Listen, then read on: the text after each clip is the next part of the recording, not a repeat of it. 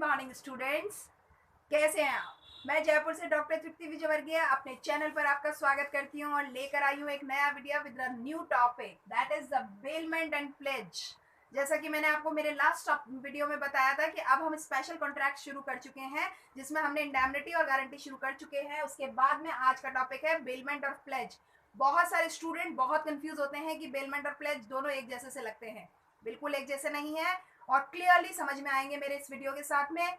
अभी तक आपने अगर मेरे वीडियो को और चैनल को सब्सक्राइब नहीं किया है तो सबसे पहले सब्सक्राइब करो। आपके स्क्रीन पे जो वाटरमार्क दिख रहा है उसको प्रेस कर दो और साथ में बेल आइकन को प्रेस कर दो ताकि नए नए वीडियोस के नए नए नोटिफिकेशन आपके इनबॉक्स में ब्लिंक हो जाए।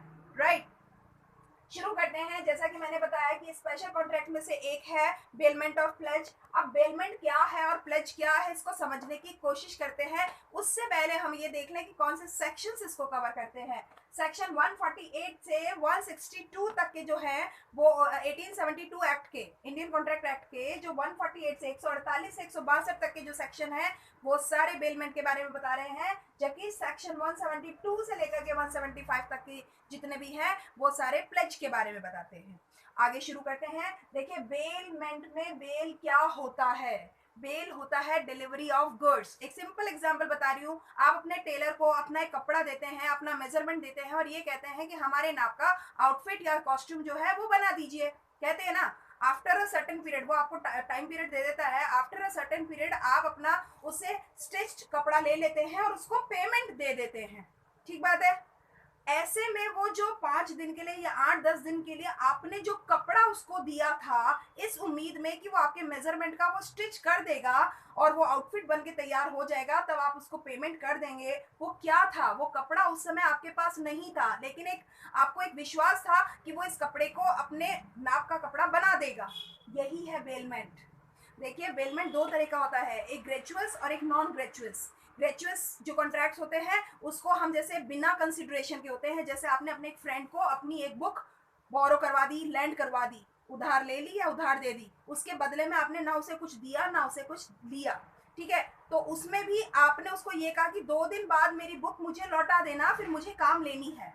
तो उसने 2 दिन बाद लौटा दी, पर उन 2 दिनों में उसने उसको अपने पास रखा और यूज किया है, मगर उसके बदले में आपने कुछ लिया नहीं है। तो एक एग्जाम्पल आप दिमाग में रखिए टेलर वाला, और एक एग्जाम्पल आप दिमाग में रखिए जहां आपने अपने फ्रेंड को एक बुक बोरो किया है।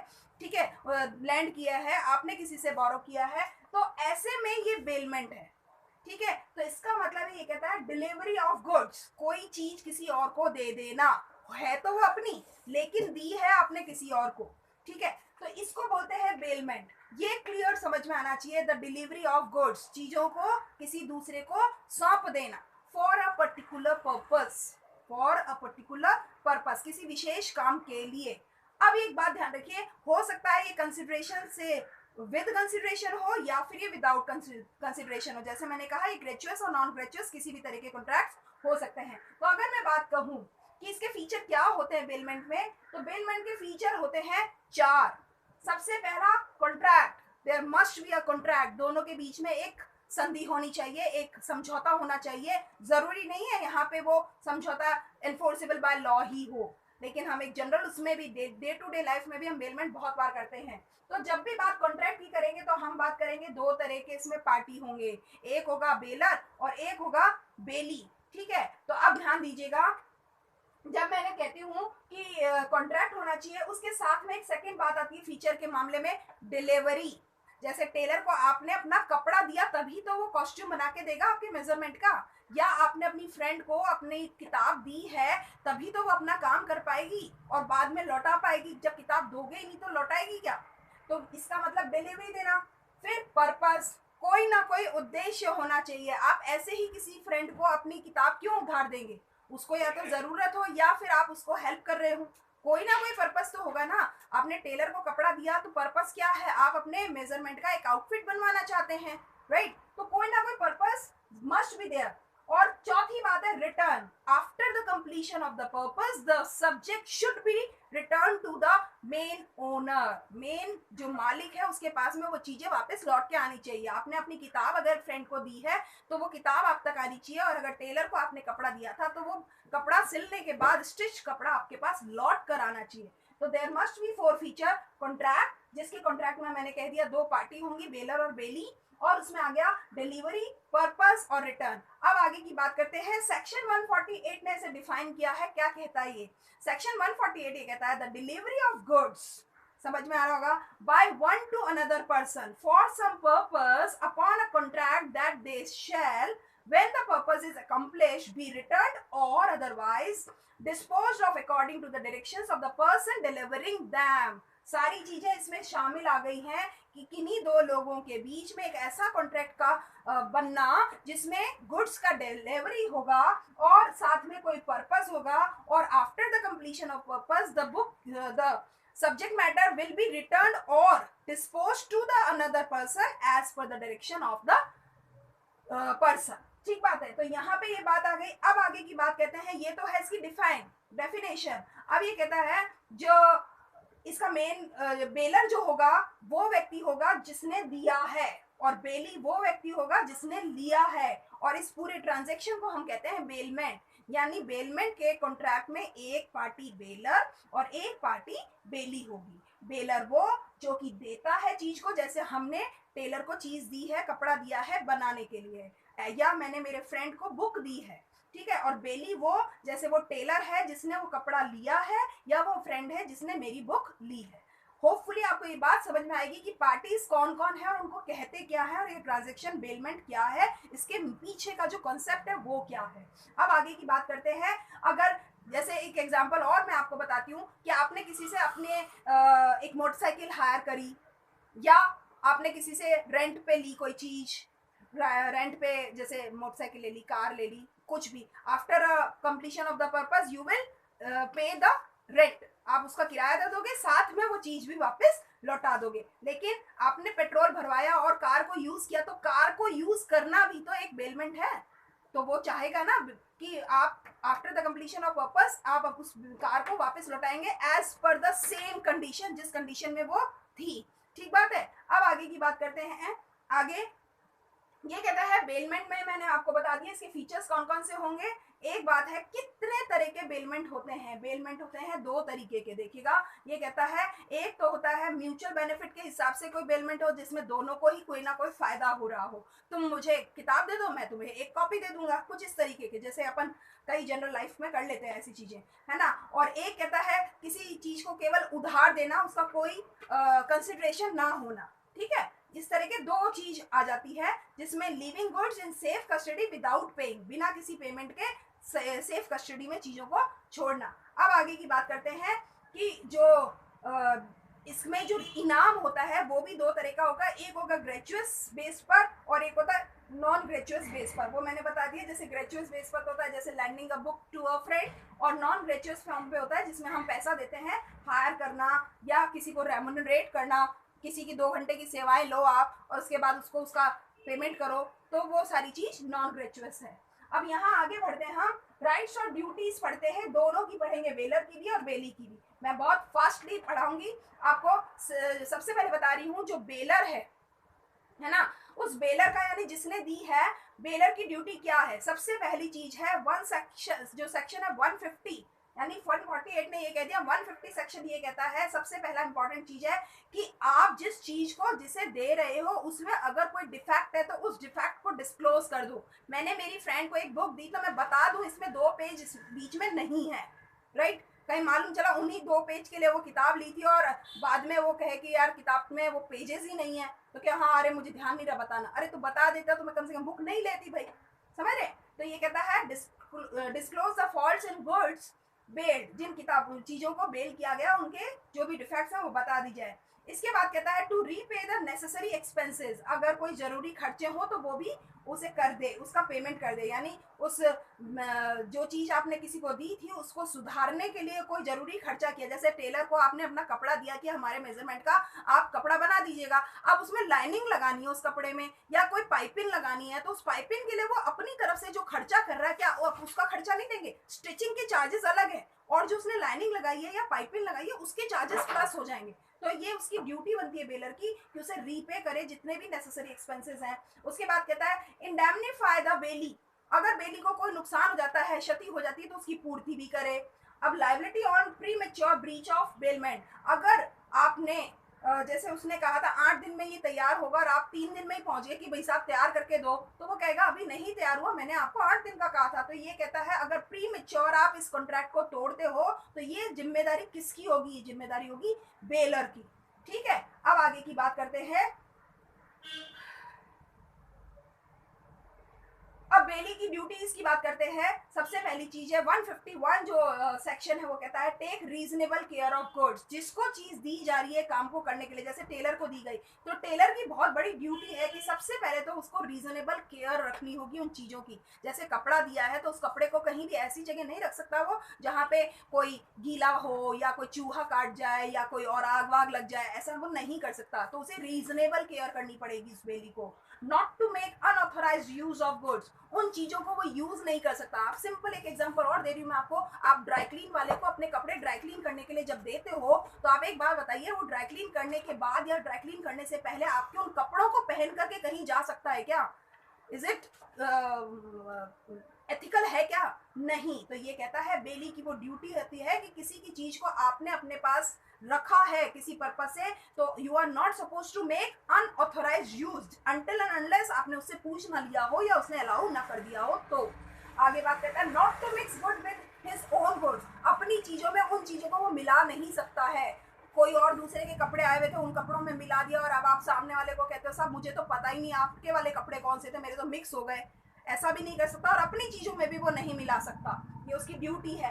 ऐसे ड्यूटी टू रिटर्न गुड्स, चीजों को वापस भी लौटाना उसकी जिम्मेदारी है।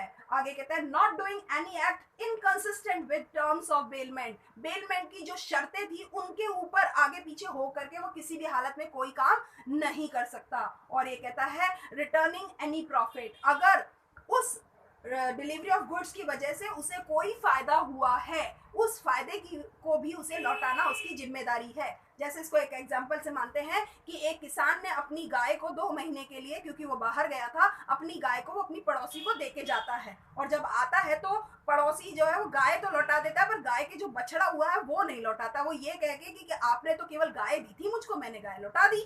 No, it is not good. ये कहता है बेलमेंट, ये कहता है अगर उस डिलीवरेबल जो गुड्स की डिलीवरी की गई है उससे कोई फायदा अगर हुआ है तो वो फायदा भी उसे लौटाना ही पड़ेगा। वो ये नहीं कह सकता कि गाय ही तो मुझे रखने के लिए दी थी, मैंने गाय लौटा दी। ऐसा नहीं होगा। गाय से जो बछड़ा हुआ है वो बछड़ा भी उसी व्यक्ति का होगा जिसकी वो गाय थी। ये बहुत इंपॉर्टेंट पॉइंट होता है इसमें। अगर कोई बेनिफिट हुआ है तो बेली की ड्यूटी है कि उस बेनिफिट को वो रिटर्न करे। ठीक है, अब आगे की बात करते हैं। अब बेली की ड्यूटीज में ये बात सारी आ गई। फिर कहता है एक हम बात करेंगे कि बेलमेंट और प्लेज में अंतर क्या होता है, लेकिन मैं उससे पहले ये बताती हूँ कि सबसे पहले प्लेज को कवर करने से राइट्स ऑफ बेली क्या है, बेली के राइट्स क्या क्या होंगे। अभी हमने बेलर के पढ़े थे, अब बेली के पढ़ते हैं। सबसे पहले कहता है right to compensate for loss on account of fault in goods बेल्ड।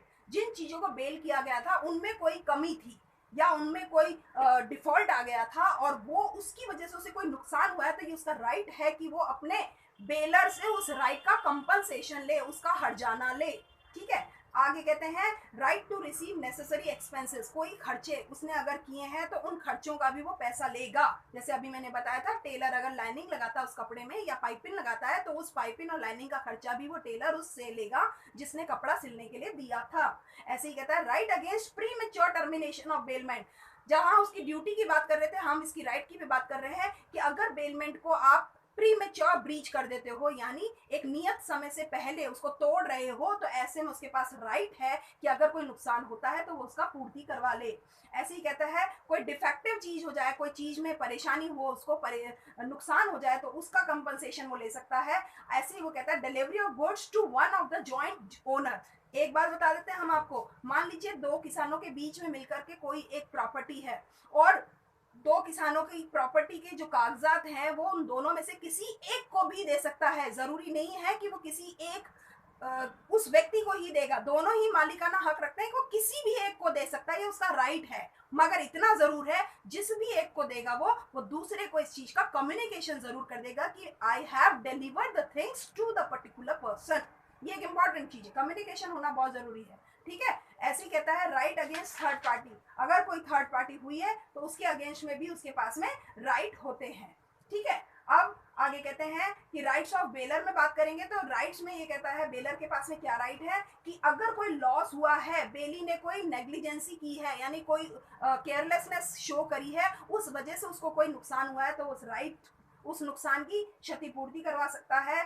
इसी के साथ ही कंपनसेशन ले सकता है, और अगर कुछ चीज़ों को उसने मिक्स कर दिया है तो उस चीज़ का भी वो कंपनसेशन ले सकता है। अगर वो जो चीज़ें उसने वापस लौटाई हैं उसके अगेंस्ट में अगर उसकी चीज़ वापस लौट के सही समय पर, सही अवस्था में या सही पोजीशन में, कंडीशन में नहीं आती है तो वो उसका भी ले सकता है। साथ में अगर जो चीज़ उसने दी थी उसके अगेंस्ट में कोई प्रॉफिट जनरेट हुआ है तो प्रॉफिट को भी वो प्राप्त करने का अधिकार रखता है। जैसा अभी मैंने बताया कि गाय के अगर बछड़ा हुआ है तो जहां ड्यूटी थी बेली की कि वो उस प्रॉफिट को भी रिटर्न करेगा, वहां बेलर के पास राइट भी हो गया है कि उस सब्जेक्ट मैटर के अगेंस्ट में कोई प्रॉफिट हुआ है तो वो उसे लेने का हक रखता है।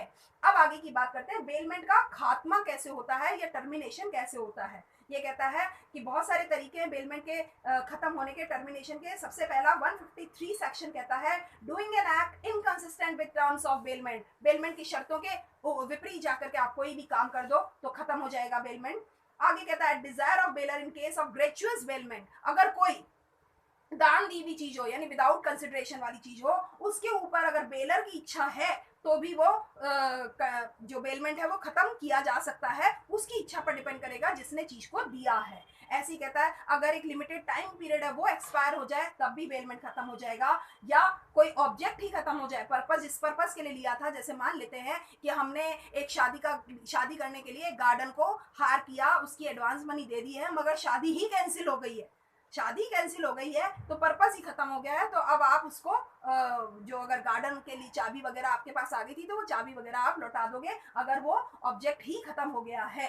ऐसे ही कहते हैं बेलर या बेली दोनों में से किसी की भी डेथ हो जाए तब भी बेलमेंट खत्म हो जाता है। ठीक बात है। अब अपन आगे बढ़ते हैं प्लेज पे। प्लेज बहुत छोटा सा टॉपिक है, जल्दी से हो जाएगा। ये कहता है सेक्शन 172 जो है वो प्लेज है। एक बात आप याद रखो, बेलमेंट में आपने पढ़ा था डिलीवरी ऑफ गुड्स, ठीक है, चीजों को सौंपना, और प्लेज में आप ये पढ़ोगे सिक्योरिटी ऑफ पेमेंट। आप किसी व्यक्ति को कोई चीज देते हो, उसकी अगेंस्ट में आप अपने पास कोई सिक्योरिटी रखते हो कि नहीं रखते हो, बस वही प्लेज है। जैसे बैंक हमें अगर लोन देता है तो लोन के अगेंस्ट में हमसे कोई चीज तो रखवाएगा ना, कोई पेपर, कोई जेवर, कुछ तो रखवाएगा ही सही, ताकि वो मॉनेटरी टर्म्स में उस लोन की रिकवरी कर सके इन द केस कि यू आर डिफॉल्टर, आप पेमेंट ना कर पाओ तो वो पेमेंट को करवा ले, उसको नुकसान ना हो, इसी को बोलते हैं हम प्लेज। तो कहता है pledge is the bailment of goods as security for payment of debts और परफॉर्मेंस ऑफ अ प्रॉमिस। अगर आप प्रॉमिस को पूरा ना करो या आप उस जो ऋण है उसको पूर्ति ना करो तो उनकी सिक्योरिटी के लिए जो किया गया जो बेलमेंट है, चीजों को रखना है, वही प्लेज है। ठीक है। अब प्लेज को पॉन भी बोलते हैं, ये ध्यान रखना, प्लेज को पॉन भी बोला जाता है, PAWN। और पॉन वही चीज है जैसे अपन ने बेलर कहा था, इसमें इसको प्लेज में पॉनर कहा जाता है, और जिसको हमने बेली कहा था बेलमेंट में, यहाँ पे उसे पॉनी कहा जाता है। तो ये यहाँ पे कहता है जैसे मान लीजिए कि एक व्यक्ति ने किसी से 100 रुपए उधार लिए और अपनी घड़ी उसको दे दी कि मैं तेरे को जब 100 रुपए चुकाऊंगा तो मुझे मेरी घड़ी दे देना। तो ये जो घड़ी का रखना है ना, यही खास बात प्लेज है, यानी सिक्योरिटी है उस पेमेंट की, यानी 100 रुपए अगर नहीं आएंगे तो वो उस घड़ी को अपने पास रख सकता है, यूज कर सकता है, कुछ भी करे, बेच सकता है। ठीक बात है। तो ये कहता है ये जो सिक्योरिटी है यही है उसकी प्लेज। और जबकि केवल 100 रुपए वो किसी को देता सहायता करने के लिए तो वो कह सकता है 3 दिन बाद भैया लौटा देना है 100 रुपए को, बस कुछ ऐसा ही है, बेलमेंट है। ठीक है। तो ये मैंने आपको बता दिया कि बेलमेंट और प्लेज में क्या अंतर हुआ। इसके जो पार्टीज के नाम है, वहां जो बेली था वो यहाँ पे पॉनी हो गया है, और जो बेलर था वो पॉनर हो गया है। ठीक है। आगे बात करते हैं बेलमेंट और प्लेज में अंतर क्या होता है। देखिए मैं आपको बता दूं, बेलमेंट और प्लेज में बहुत बढ़िया सा अंतर है। ये कहता है कि जो बेलमेंट होता है उसमें गुड्स फॉर जनरल पर्पस होती हैं, जबकि प्लेज में पेमेंट ऑफ स्पेसिफिक टास्क होता है। बस आपको मैंने जो कर्जा दिया उस कर्जे की मेरे को तो भरपाई करने के लिए ये चीज रखवा दो, आप कर्जा ना पूरा कर सको तो मैं कम से कम इस चीज को बेच करके अपने कर्जे की पूर्ति कर लूं, तो वो तो प्लेज है। ऐसे ही कहता है बेलमेंट में बेली जो होता है मे रिटेन द गुड्स और file suit for his charges. हो सकता है कि अगर आप बेलर काम पूरा ना करे तो जो बेली है वो अपने पास उन चीजों को रख ले और उन चीजों की भरपाई के लिए एक केस फाइल कर दे, लेकिन ध्यान रखिएगा बेली उस चीज को बेचने का अधिकार नहीं रखता। जबकि पॉन में क्या होता है, जो पॉनी होता है वो चीज को बेच सकता है यदि पॉनर ने अपने काम को पूरा नहीं किया है। बस ऐसा समझ लो आपने टेलर को अपना कपड़ा सिलने के लिए दिया था और आपने पेमेंट पूरा नहीं किया तो वो टेलर के पास एक राइट है कि वो आपको वो कपड़ों की डिलीवरी नहीं देगा। वो कह देगा कि मैं आपको डिलीवरी नहीं देता जब तक कि आप पेमेंट नहीं देते हो, ठीक है। जबकि प्लेज में क्या होगा, प्लेज में ये होगा, बैंक में आपने लोन लिया था, एक नियत समय के बाद लोन की भरपाई नहीं कर रहे हो तो बैंक आपके दिए गए सिक्योरिटी को बेच करके अपने उस पेमेंट की वसूली कर लेगा। तो ये जो राइट है ना, जो बेलमेंट में राइट टू रिटेन है, चीजों को रोकने का अधिकार है, जबकि प्लेज में राइट टू सेल है, बेचने का अधिकार है। ऐसे ये कहता है बेली जो है वो यूज कर सकता है उन चीजों को जो इस कॉन्ट्रैक्ट में साइन हुई थी। यानी अगर आपने उस स्टिच कपड़े को नहीं लिया, पेमेंट नहीं किया, तो इस स्टिच कपड़े को वो यूज कर सकता है। जबकि पॉनी है वो यूज करने का अधिकार कभी नहीं रखता, बेचने का अधिकार रख सकता मगर यूज नहीं कर सकता, खुद के लिए यूज नहीं कर सकता। ठीक बात है, ये समझ में आ गया है। अब ये कहते हैं पॉनी के राइट्स क्या क्या होते हैं। वो राइट, सबसे पहली चीज है वो रिटेन कर सकता है, वो उसको बेच सकता है। उसके बाद ट्रांसफर फॉर सब्सिक्वेंट एडवांटेज, कोई अगर एडवांसमेंट हुआ है विदाउट फर्दर सिक्योरिटी तो उसको वो लैंडिंग कर सकता है। Right to retain earlier goods extend to right to extraordinary expenses, right to use the pawner to sell the goods on default, यानी वो कहता है उन चीजों को वो बेचने का अधिकार रखता है। अब राइट ऑफ पोनर की बात कर रहे हैं, वो enforcement of the pawnee's duty defaulting pawner's right to redeem. अगर अपना पोनर अपनी राइट को रिडीम नहीं कर पाता है तो वो उसकी ड्यूटीज को एनफोर्स करवा सकता है। तो इस तरीके से पोनर, आपको मैंने प्लेज भी बता दिया है, उसका डिफरेंस भी बता दिया है और बेलमेंट को भी क्लियर बता दिया, और दोनों में इनके राइट्स और ड्यूटीज बता दिए हैं, चाहे वो बेली हो या बेलर हो या पोनर हो पॉनी हो, इन सारों को मैंने क्लियर कर दिया है। और ये मैं आपको बता दूं, ये बहुत इंपॉर्टेंट टॉपिक है short note point of view से। होपफुली आपको ये वीडियो समझ आया होगा और पसंद आया होगा, और मैं इसी तरीके से आपको नित्य नए वीडियोस दे रही हूँ। अगर आपने अभी तक मेरे चैनल को नहीं सब्सक्राइब किया है तो आप मेरे चैनल को सब्सक्राइब कीजिए, साथ में बेल आइकन को प्रेस करना मत भूलिए। Thank you for watching my videos regularly. Thank you.